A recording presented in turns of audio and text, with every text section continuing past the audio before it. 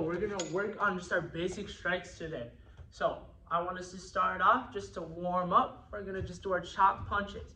So I start, my hands are loaded, I go chop, punch, chop, punch, chop, punch, chop, punch. Now when we do this, make sure we're hitting with our blade. So that means our wrist bends forward, so our blade is striking across. Same with our punches. My wrist bends forward because I'm striking forward. So I'm here, my blade is going forward. Now, after that, I want us to work on our C strikes. So if I was facing forward, my C strikes are super small strikes. So CC, CC, they're supposed to be fast, quick, sharp strikes. So that's why we're here. This is the only move we really T-Rex when we do kamas. After that, we're gonna move on to bigger C's technically, but they're called number 7 strikes. So number 7 strikes, they go across the body and down, across the body, down. I'm here, across the body, down, across the body, down. After that, I wanna work on our diagonal strikes. So I'm here, I start both of them parallel with each other, and I come straight down.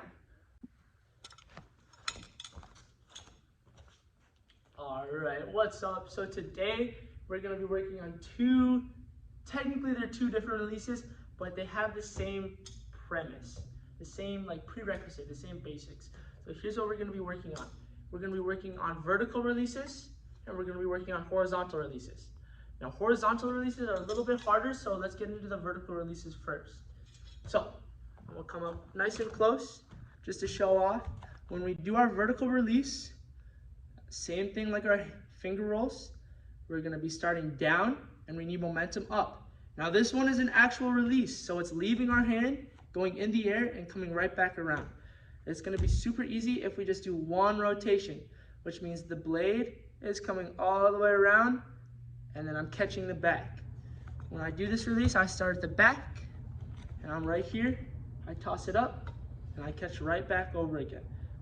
You don't have to put too much into it. That way it's easier to catch, because if I put too much, it spins way too fast and it's way harder to catch. So we just need a little light toss and we catch that back. So we're here, light toss, catch the back. It's pretty simple. Once we get it on one side though, we gotta practice on the other side. Okay, so we did our vertical releases. We're gonna move on to our horizontal releases. So horizontal releases are a little bit harder, right? So a horizontal release, I'm coming here and around. When I do this, it's almost exactly like my illusion, where, well, not exactly, but that first base hand, it's tossing up, right? This time, we need to grab on the end, right?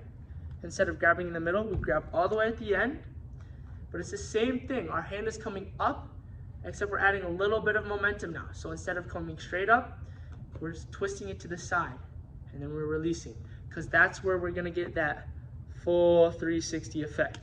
So I'm here, I start, here, give it a little momentum, and I catch. Little momentum, catch. See how my arm is coming up, and then I catch. Here, catch. So, we work on our verticals, here we work on our horizontals. We come to elevate class and show off.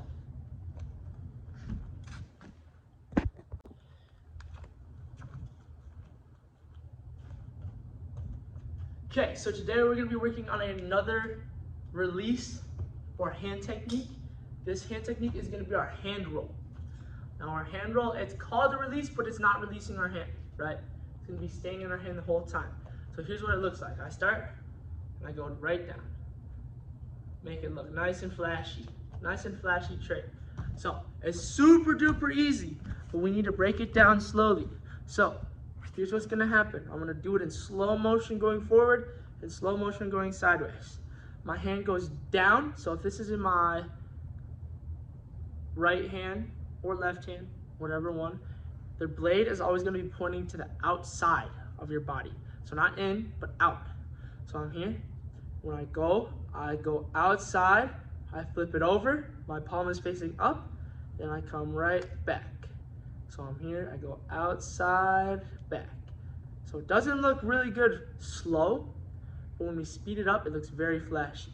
So it's coming from this side, I'm here, I go outside, my palm flips over, and then I flick it back.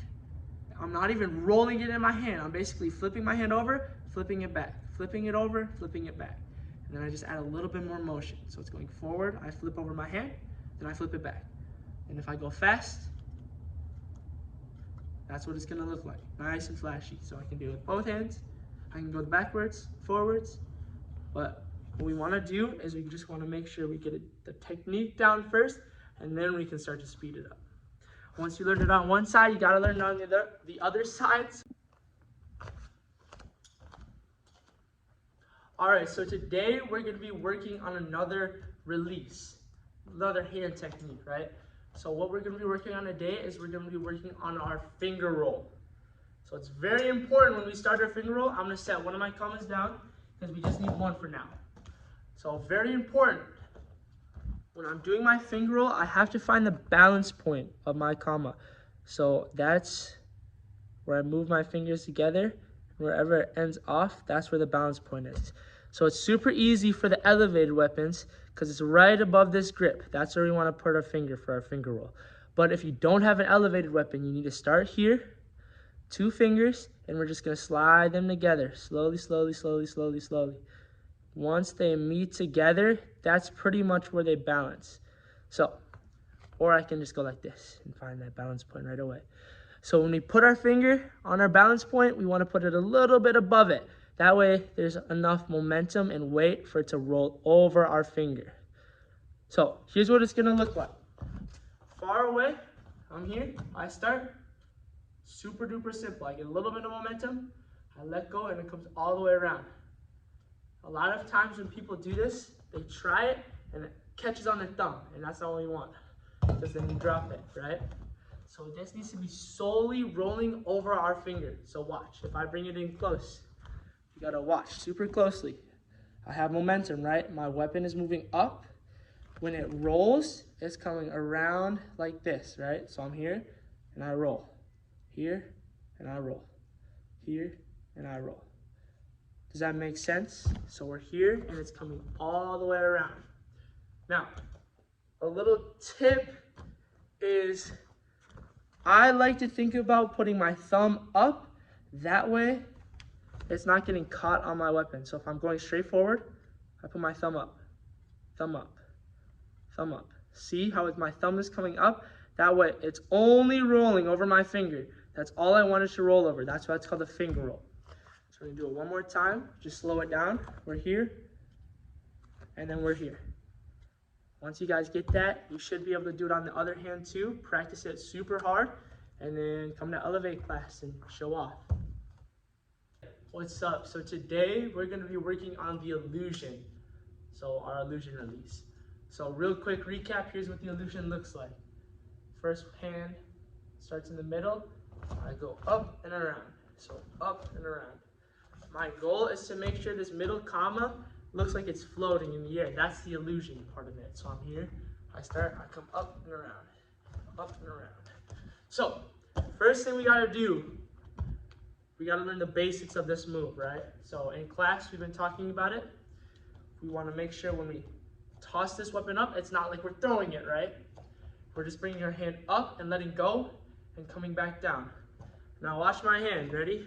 When I start it down, it comes up, and I grab back down. So we gotta practice that, up, down, up, down. After that, I want us to practice something else. We gotta practice the sweep part of it. So this weapon hand is coming around. When I do this, it's all about timing.